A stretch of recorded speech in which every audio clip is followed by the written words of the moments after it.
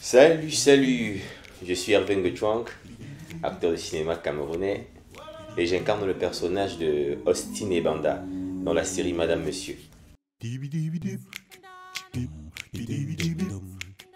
Troisième fois, c'est ma troisième fois de travailler avec Monsieur Ebenezer Kepombia pour la maison Chambéry Entertainment. Et je veux dire qu'à chaque fois, le plaisir est toujours renouvelé parce que c'est un monsieur assez professionnel. Et comme je le dis toujours, je ne cesse de le témoigner devant qui veut l'entendre. C'est le meilleur producteur avec qui j'ai eu à travailler. Meilleur producteur dans tous les sens du terme. C'est-à-dire en traitement de l'acteur sur le plateau, en professionnalisme, dans la qualité, dans la façon de faire des programmations et tout et tout. Il est vraiment très pointilleux. Vraiment.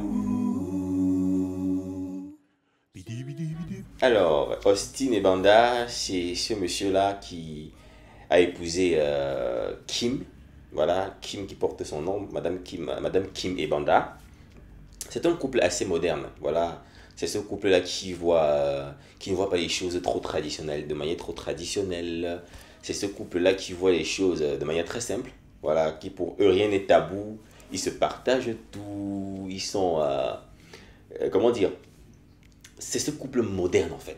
C'est-à-dire pour eux, si la vie est simple, il ne faut pas dramatiser sur ce qu'il ne faut pas et tout et tout. Donc voilà. Tu trouves normal que mon mari décroche mes appels? Attends, tu ferais ça toi? Moi, je n'ai aucun problème. Austin décroche les miens et moi, les siens.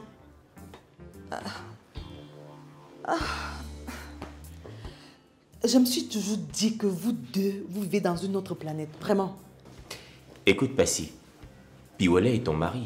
Et tu ne devrais rien lui cacher si tu es honnête avec lui. Mais je suis honnête. Et puis, je ne lui cache absolument rien du tout. Alors pourquoi tu te fâches quand il entre dans ton téléphone? Parce que c'est mon téléphone.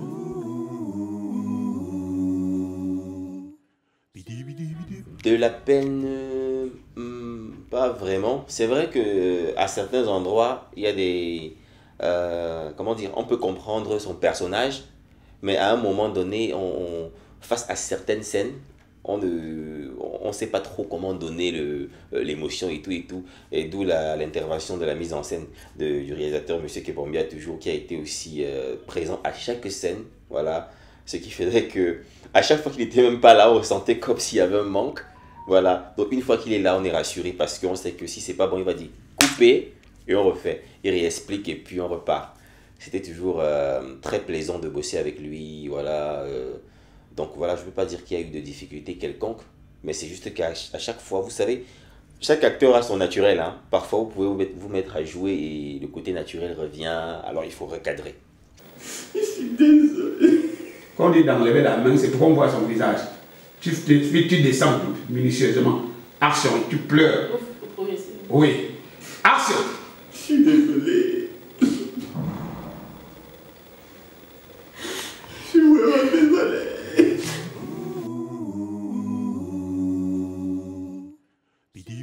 Ah, ça, c'était, moi, je dirais que c'est... moi, je crois que c'est la particularité de cet aspect-là, dans mon personnage, qui m'a le plus captivé. Parce que quand je l'ai lu, j'ai lu que, bon, le gars, aux yeux des autres, voilà, il paraît le gars parfait, celui-là qui vit l'amour rose avec son épouse et tout. Mais Austin n'était pas forcément celui dont tout le monde pensait. Voilà, il avait ses petites histoires dehors. Il s'est permis d'aller avoir un enfant hors mariage et tout. Chose que ni ses amis, ni ses épouses ne savaient. Sauf son meilleur ami Bill Ewane. Voilà, qui essaie de le couvrir. Comme vous savez, dans la vie, c'est ça. On se couvre entre potes et tout. Donc voilà. Comment tu as pu me faire ça? Comment tu as pu me faire ça à moi? Qu'est-ce que j'ai fait, Doudounette? Tu as eu un enfant avec une autre femme. Ça fait 3 ans. 3 ans et tu ne m'as rien dit. Oh.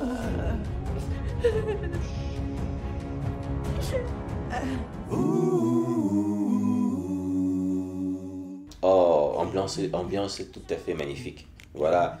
Je me rappelle, le seul soir où j'ai eu un peu de difficultés, c'est le soir où on a fait la scène, la première scène de la série. Voilà. Vous avez remarqué que c'était une scène de nuit en plein air et on a tourné vraiment très tard la nuit. il y avait la fatigue, c'était pas évident. Il fallait rester debout de 18h jusqu'à pratiquement 3h du matin pour la scène, pour avoir ce résultat magnifique que vous avez vu. Donc c'était la seule difficulté, mais tout était vraiment parfait. On était vraiment comme une famille, tout se passait bien, il y avait une certaine convivialité, une certaine alchimie, une certaine symbiose entre nous. Et tout s'est fait vraiment naturellement. Il n'y avait pas de discrimination. Non, toi tu es nouveau, toi tu n'as jamais bossé avec nous, machin. On a pris tout le monde et puis on a travaillé. C'était vraiment super. C'était super. Partant des techniciens aux acteurs, tout était. Je pense que tout le monde a joué son rôle, hein. Voilà. C'est pour ça que la série est comme vous le constatez.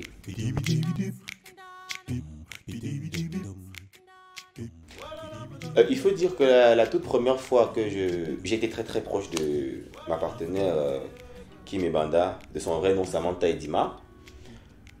La toute première fois où on était proche, c'était au bureau de Chambéry, hein. Voilà, parce que on s'est souvent vu comme ça dans les projections et tout, mais on n'avait jamais vraiment échangé. Donc je pense que le plateau de Madame Monsieur nous a assez rapprochés. Aujourd'hui, je peux dire que c'est une amie, voilà, parce qu'on échange plein de choses, on se donne des conseils et tout. Elle n'hésite pas à chaque fois de venir vers moi me dire, voilà, il y a ceci et ci, tu penses quoi de ça? Voilà, on m'a proposé tel scénario, qu'est-ce que tu penses de ça? Tu penses que je peux faire comment et tout? Bon. Voilà, je pense que comme vous avez vu dans la série, il y avait une très forte alchimie, très forte alchimie, et voilà, c'était vraiment magnifique. Elle est une très bonne partenaire de scène, elle écoute, et c'est pas parce que je suis plus ancien qu'elle que je ne l'écoutais pas aussi. Donc voilà, ma doudounette, comme j'aimais bien l'appeler pendant le tournage de la série. À chaque nouveau projet, quand il faut bosser avec une nouvelle personne, surtout les femmes, il y a toujours des petites retenues à un moment, surtout s'il y a des scènes où il faut s'embrasser, il faut faire ci ou ça. C'est pas toujours évident, même pour nous les garçons, hein. C'est pas toujours évident, mais bon, à un moment donné, pour la beauté de la scène, pour la vraisemblance de la scène, de l'histoire, il faut rentrer dans le personnage et il faut faire vraiment à fond. Voilà.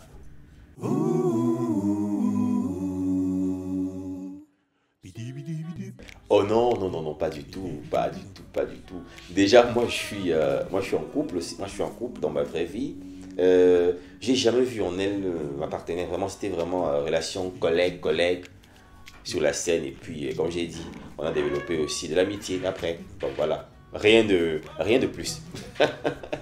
Et d'après l'éducation que m'ont donné mes chers parents, il faut jamais, quand on fait, comme ma mère me disait souvent en dialecte, je vais traduire ça en français, que si jamais tu attrapes celle que tu appelles ta partenaire, même si ça te brûle comme le feu, arrête-la fort. Même si c'est dur comme la pierre, tiens bon, parce que c'est ton choix. Donc moi je ne regrette jamais.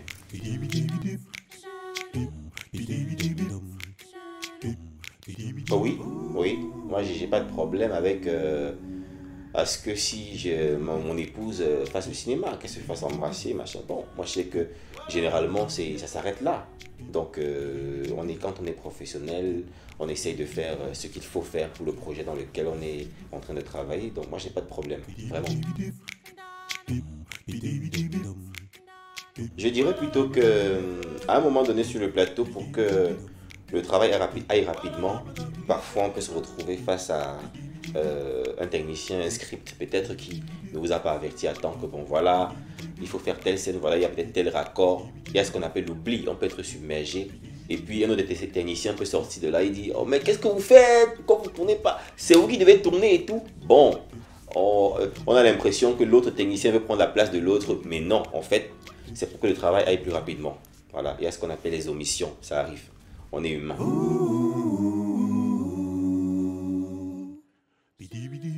Ma voix, elle est naturelle. Voilà, il faut dire que pour la petite histoire, quand j'étais, parce que voilà, entre guillemets, je vais refaire un petit retour en arrière, et j'ai beaucoup œuvré pour l'église. Voilà, j'ai été enfant de chœur pendant très longtemps. Voilà, et pendant que je servais les messes, j'étais toujours très captivé par les maîtres de chœur qui faisaient la voix basse. Voilà, ce qui fait qu'en classe de 4e, j'ai commencé à appuyer un peu sur mes cordes vocales et tout. Ah, c'était à l'âge de la puberté. Et puis à un moment, je me suis rendu compte qu'en fait, j'avais déjà la grosse voix. Parce que pendant mon cursus scolaire, j'aimais toujours m'asseoir au fond de classe. Et j'étais un bon troubleur, ça, il faut le préciser. Et donc à chaque fois que le professeur, j'avais pas envie de faire un cours, je faisais toujours au fond de la classe. Mais ça résonnait la classe. Et à partir de ce moment, je me suis rendu compte que j'avais une grosse voix. Alors quand tu décides donc d'entrer dans le cinéma, le premier casting auquel je participe, les jurys me disent, mais tiens, t'as une très bonne voix. Est-ce que tu le sais? Bah, on me l'avait déjà dit plusieurs fois, à l'école, à l'église, et les maîtres de chœur qui me demandaient, non, viens faire la chorale et tout, tu as une bonne voix, tu peux faire le bassiste et tout. Bon, c'est comme ça que j'ai commencé à la travailler, parce qu'il faut le dire, je l'ai travaillé, j'allais constamment au bord du fleuve Vouri, travailler avec les vagues et tout, le bruit de l'eau. Et puis voilà, je pense que c'est ça qui m'a permis de positionner ma voix à ce niveau. Je vais m'arrêter chez la couturière pour retirer ma tenue. Ta tenue? Tu n'en auras pas besoin, puisque je me suis occupé de tout. Comment ça? J'ai acheté du pain que j'ai fait coudre. Mais pourquoi tu ne m'as pas prévenu, chérie? Ai-je besoin de te prévenir? Je voulais te faire une surprise. Tu es ma femme et je t'ai mesuré par cœur. Oh, c'est trop touchant, mon amour. Merci pour la surprise. Mais maintenant, à cause de toi, j'ai dépensé pour rien. Oh. Mais bon, c'est pas grave. Je suis sûre que je vais l'aimer. Je l'aime même déjà sans même l'avoir vu. Allez, bisous. Ciao. Ciao.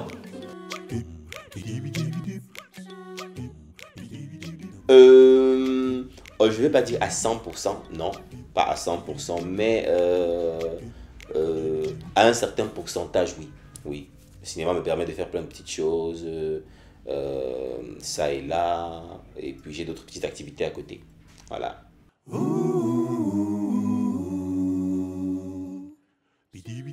Alors, pour tous ceux qui ne sont pas encore à la page, votre série Madame Monsieur est disponible sur la plateforme Cinaf TV depuis le 6 juillet.